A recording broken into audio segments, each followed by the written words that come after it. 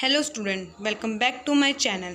सो आज हम पढ़ने जा रहे हैं एक poem and the name of your poem is the nature the gentlest mother is and it is written by Emily Dickinson. So जो आपकी एमिली डिकिंसन है, she is an American poet. वो एक अमेरिकन पोइट है and she loves nature, she is fond of nature. ठीक है, उनको nature बहुत ज़्यादा पसंद है। ओके, तो सबसे पहले हम इस पोएम के इंट्रो की यानी इंट्रोडक्शन की बात कर लेते हैं कि इस पोएम में आप क्या समझोगे, what this poem basically talks about. Okay, so ये जो पोएम है ये आपको नेचर के बारे में बताती है and it's a very beautiful poem. और ये जो पोएम है इसमें पर्सोनिफिकेशन बहुत ही ज़्यादा है। फिगर ऑफ स्पीच जो आपके पर्सोनिफिकेशन उसे बहुत ही अच्छी तरह से ब्यूटीफुल तरह से यूज़ किया गया है। ठीक है, and what is personification? Personification मतलब क्या होता है, जहाँ पे नॉन लिविंग थिंग्स जो होते हैं आपके, उनको मतलब आपका ह्यूमन क्वालिटीज़ की तरह कंपैरिजन किया जाता है। जैसे इस पोएम में अगर देखा जाए तो कंपैरिजन किया गया है नेचर और ह्यूमंस का। बताया गया है कि कैसे जो नेचर होता है वो बहुत अच्छा होता है, लविंग है, केयरिंग है, अनबायस्ड है। ठीक है, ऐसा कुछ नहीं है, नेचर सबके लिए एक जैसा है। ठीक है, लेकिन अगर हम इसी मतलब हम अगर ह्यूमंस की बात करें तो humans are so selfish, they are so much cruel. वो बहुत ज़्यादा बायस्ड होते हैं, बहुत अलग होते हैं ह्यूमंस। तो इसलिए आप इस पोएम में आपको ह्यूमन एंड नेचर के बारे में कंपैरिजन किया गया है। पहले आपका ये वार्म अप पढ़ लेते हैं। यहाँ पे आपको 2 पिक्चर्स दी है, एक बहुत ज़्यादा ग्रीनरी और एक वॉल्केनिक इरप्शन की फ़ोटो आपको दी हुई है। यहाँ पे कह रहे हैं these are 2 pictures of nature. ये 2 पिक्चर्स हैं नेचर की। Write 5 adjective for each picture. हर दोनों पिक्चर के आपको 5 एडजेक्टिव लिखने हैं। Which picture do you like more? और दोनों में से आपको कौन सी पिक्चर ज़्यादा अच्छी लगी और वाई? दोनों में से कौन सी पिक्चर आपको अच्छी लगी और क्यों, ये आपको बताना है। Comment me fast. So let's start your poem and the first stanza is nature the gentlest mother is impatient of no child the feeblest or the waywardest her adoption mild। Okay, so क्या बताना चाहता है आपको first paragraph में? Poet आपको ये बताना चाहती है कि जो नेचर होता है वो बहुत ज़्यादा काम है, बहुत ज़्यादा पीस है। अपने चिल्ड्रंस के साथ, अपने बच्चों के साथ वो बहुत ज़्यादा प्यार से रहता है। लाइक आवर मदर, जैसे हमारी जो मम्मियाँ होती हैं वो हमारे साथ बहुत प्यार से रहती हैं। ठीक है, हमारी मम्मी हमको बहुत प्यार करती हैं, चाहे हम कितनी ही गलतियाँ कर ले, है ना, मिस्टेक्स कर ले, हम इम्पेशेंट हो जाएं, लेकिन शी ऑलवेज टीचेज अस और she always loves us. Okay, हमें हमारी गलतियों में ये भले डांटेंगी ज़रूर, लेकिन she loves us so much. ठीक है, हमें डांटती भी, हमें समझाती हैं, लेकिन प्यार वो हमसे सबसे ज़्यादा करती हैं। ओके, फेबलेस्ट का मतलब यहाँ पे होता है वीक, और वे वार्डेस्ट का मतलब होता है जिसे हम कंट्रोल ना कर सके, जिसे कंट्रोल करना थोड़ा डिफ़िकल्ट हो जाए। एडमॉनिशन मतलब है अ फर्म वार्निंग, मतलब चेतावनी। ओके, तो यहाँ पे बताना चाहते हैं जो नेचर होता है वो आपको एड्रेस करता है एज अ केयरिंग मदर की तरह। ठीक है, बोलना चाहते हैं कि नेचर जो होता है वो बहुत ज़्यादा सबको प्यार करती है, जैसे कि हमारी मम्मियाँ होती हैं वो सब प्यार करती हैं, उनको प्यार अनकंडीशनल होता है, डिस्क्रिमिनेशन नहीं होती, उसमें भेदभाव नहीं होता। वैसे ही जो नेचर है, ठीक है, नेचर भी सबको इक्वल प्यार करता है, कोई भेदभाव नहीं करता। Coming to the second stanza, in forest and the hill by traveler we heard restraining rampant squirrel or to impetuous bird। इसका मीनिंग है फॉरेस्ट और हिल में जो ट्रैवलर होते हैं तो जब वो गुजर रहे होते हैं तो वो सुन सकते हैं कि कैसे जो नेचर है वो अनकंट्रोल स्क्वेरल्स को भी रोक लेता है। ये कौन सुनते हैं? वो ट्रैवलर्स सुनते हैं। और जो इम्पेशियस बर्ड होती है, इम्पेशियस बर्ड मतलब जो एकदम से उड़ जाती है बर्ड्स, तो इम्पेशियस बर्ड्स को होती हैं उसे भी वो रोक लेती हैं। यही ये इस स्टैंजा में बताना चाहते हैं।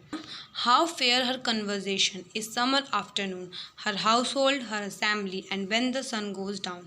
कि उसकी जो कन्वर्जेशन होती है, कितनी ज़्यादा अच्छी होती है, कितनी ज़्यादा प्यारी होती है, अनबायस्ड होती है, उसमें कोई यहाँ पे गलत शब्द का इस्तेमाल नहीं किया होता है, बहुत अच्छी तरह से बातें करती है। इस समर आफ्टरनून यहाँ पे उन्होंने आपको जैसे बताया कि बहुत हमारे डिफरेंट क्या होते हैं, winter, summer and rainy 3 seasons होते हैं, ये बताया यहाँ पे। हर हाउस होल्ड, हर असेंबली, उसका हाउस होल्ड, उसकी असेंबली, एंड जब सूरज जो होता है वो डाउन जाता है। तो इस थर्ड स्टैंडर्ड की अगर मैं ओवरऑल बात करूँ तो जो आपकी पोइट एमिली है, she is praising the working of the nature, कि जो नेचर है उसकी जो वर्किंग को है, तो she is praising that. Okay, इसकी लास्ट लाइन की बात करूँ जहाँ पे लिखा हुआ है when the sun go down, ये आपको कुछ लाइन इनकम्प्लीट लग रही होगी, है ना, पढ़ने से लग रहा होगा आपको कि this line is little bit incomplete. So आप नेक्स्ट स्टैंजा में देखोगे तो नेक्स्ट स्टैंजा में इसको कहीं ना कहीं उन्होंने कंप्लीट करने की कोशिश करी है। So let's go to the stanza 4। Her voice among the angels inside the timid prayer of the minutest cricket the most unworthy flower. तो यहाँ पे वो नेचर की हर वॉइस मतलब नेचर की बात कर रहे हैं, तो क्या बोल रहे हैं, जो उसकी वॉइस है वो क्या है, पतली पतली जगहों से जाती है। ठीक है, एशल्स मतलब यहाँ पे वही है, पतली पतली जगहों से जाना, मतलब इंग्लिश में बोलूँ तो मैं एक लंबा सा नैरो प्लेस एशल्स का मतलब होता है। तो ये कह रहा है कि जो उसकी वॉइस है वो पतली पतली जगहों से भी जाती है। प्रेयर जो है वो उसे इंसाइट करते हैं। ठीक है, माइन्यूट क्रिकेट यानी छोटे छोटे दो आपके क्रिएचर्स हैं वो भी, और द मोस्ट अनवर्दी फ्लावर यानी जो फ्लावर अनवर्दी है, अच्छा नहीं है, वो भी प्रेयर्स को इंसाइट करता है। तो ओवरऑल इसमें यही बताना चाह रहा है कि जो नेचर नहीं करती है डिस्क्रिमिनेशन विद एनीवन एल्स, चाहे कोई कितना बड़ा हो, कितना छोटा हो, कैसा भी हो, she never discriminate with anyone. अब पढ़ते हैं अपना fifth standard. So what fifth standard talks about, so let's start. When all the children sleep she turns as long way as will suffice to light her lamps then bending from the sky। तो when all the children sleep मतलब सब सारे बच्चे सो जाते हैं, तो according to nature मतलब सारे ह्यूमंस, एनिमल्स सब सो जाते हैं। तो यहाँ पे कंपैरिजन वही हमारी मदर के साथ फिर से वही किया गया कि जैसे हमारी जो मदर्स वगैरह होती हैं वो हमारे सोने के बाद ही सोती हैं, है ना। आपने देखा होगा कि मदर्स आपके सोने के बाद सोती हैं, एंड शी चेक्स एवरीथिंग, बहुत सारी चीज़ें चेक करके सोएंगी कि मैंने ये कर दिया नहीं किया, क्या वो अच्छे से सो गए, तभी आपकी मदर सोती हैं। तो सब कुछ चेक करने के बाद ही रेस्ट करती हैं, तभी सोने जाती हैं।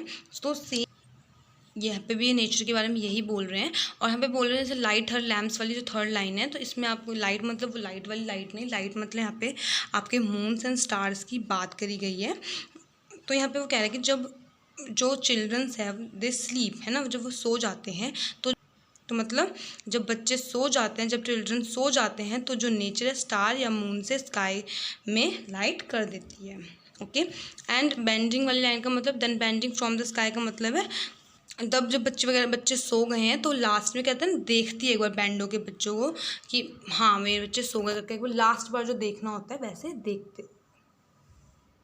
So this is the last stanza of your poem. तो चलिए जल्दी से फटाफट से कंप्लीट कर देते हैं। With in infinite affection as infinite care her golden finger on lip wills silence everywhere. Infinite affection है, बहुत ज़्यादा प्यारा है, बहुत केयर है। Her golden finger on her lip, तो golden finger on her lip मतलब यहाँ पे पर्सोनिफिकेशन का उन्होंने इस्तेमाल किया है। ठीक है, विल साइलेंस एवरीवेयर, हर जगह क्या हो जाती है, शांति हो जाती है। जब रात हो जाती है उसके बाद क्या हो जाता है, हर जगह शांति हो जाती है। ओके, सो आपकी पोएम यहाँ पे फिनिश होती है। होप सो आपको ये पोएम बहुत अच्छे से और बेटर वे से समझ आ गई हो। लेकिन अगर इसके बाद भी आपके कोई भी डाउट्स इस पोएम से रिलेटेड अगर रह जाते हैं, कमेंट में, I will definitely help you. जहाँ पे आपको कोई भी अगर लाइन आपको अच्छे से समझ नहीं आई, रिपीट में देखिए वीडियो, बिकॉज बहुत बार क्या होता है कि आप एक बार वीडियो देखते हैं तो आपको क्लियर नहीं हो पाता है, तो आप एक बार रिपीट में फिर से देखिए। अगर आपको फिर भी समझ नहीं आता है सो आप मुझे कमेंट करके बताइए, मैं आपकी क्वेरीज लूँगी। एंड इसके बाद आपको कौन सा चैप्टर पढ़ना है वो भी मुझे बताइएगा कि आपने मेरी अगर पिछली वीडियो नहीं देखी है सो वहाँ पे आप जाइए और देखिए। मैंने वहाँ पे आपका स्पीक जेंटली पोएम समझाई है, तो उस पोएम में मैंने आपको बताएं कि अब मेरे मतलब बुक में नेक्स्ट चैप्टर्स कौन से हैं। लेकिन मेरे में दूसरे चैप्टर्स थे, लेकिन स्टूडेंट्स ने मुझे कहा कि मैम हमें नेचर द जेंटल्स मदर इज़ वाली पोएम समझा दीजिए। तो मैंने इसलिए आज इस वाली मतलब पोएम को इसलिए ही मैंने वीडियो इस पोएम पे बनाए, अदरवाइज़ मैं उन पे ही बनाती। तो मुझे नेक्स्ट भी आप बता दीजिएगा कि कौन सा चैप्टर या पोएम आपकी बुक में नेक्स्ट अब है। समझ आया हो तो give a thumbs up to this video. Only you can tell me कि हाँ आपको समझ आया, और otherwise you can comment to tell me कि हाँ मैम हमें समझ आया है। Thank you so much for visiting my channel and subscribe to my channel so that all the new videos or new chapters मैं लाऊँ तो you will get the notification and press the bell icon also students so that आपको notifications वगैरह सब कुछ मिलती रहे। And I am thinking to make a video on your science book. I will definitely make videos of that book as well.